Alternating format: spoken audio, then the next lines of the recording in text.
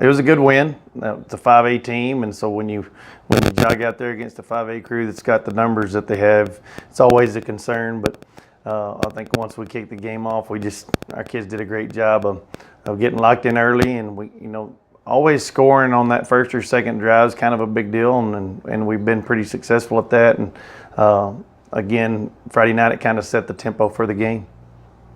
So tell us about the defense. I mean, they were pretty fantastic against those Lubbock High kids who are head and shoulders taller than our kids and a little bigger. Yeah, we've been outsized every week. It was just Lubbock High came out and actually did something offensively that they hadn't done all year long. So it took us a little bit to get adapted to it, and then they did what they needed to. They took their big boys and tried to line up and run over us, and that's a good plan with the size difference that they had. But we bent some and broke a couple of times, but overall, we made them earn every yard, and then when we had it offensively, we were able to capitalize, and we got one stop there in the second half that was kind of the key to flip the game to be a two-score football game, and I think that was the difference.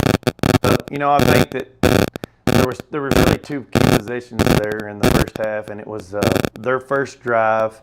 They had kind of been running it down our throat, and then they decided to throw a sprint out pass, and Tyler Williams jumped underneath it and got an interception. And that was a key deal because then we were able to go down and score after that. So we were up 14-0. And then, the rest of the game was they score, we score, and back and forth. So that one possession that we got up off that interception was big. And then right before halftime, they were driving again, and Koby got that interception right there at the end of the first half, which kept them out of the end zone. So there was two key interceptions that happened in the first half that really could have been the difference in the game, and maybe was.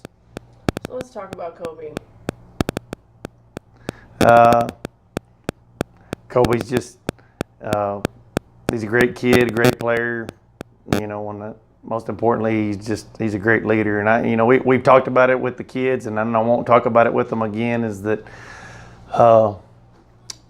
Koby's a good football player. We got a lot of good football players. The thing that Koby brought to the table was leadership and the work ethic, and just kind of set the tempo from the whole thing from when we got here in March. And he'll continue to do that. Just won't be in uniform when he does it. He'll still lead these guys. And what I've told our captains is that if you don't live up to your expectation at this point, you don't have to worry about me being mad at you.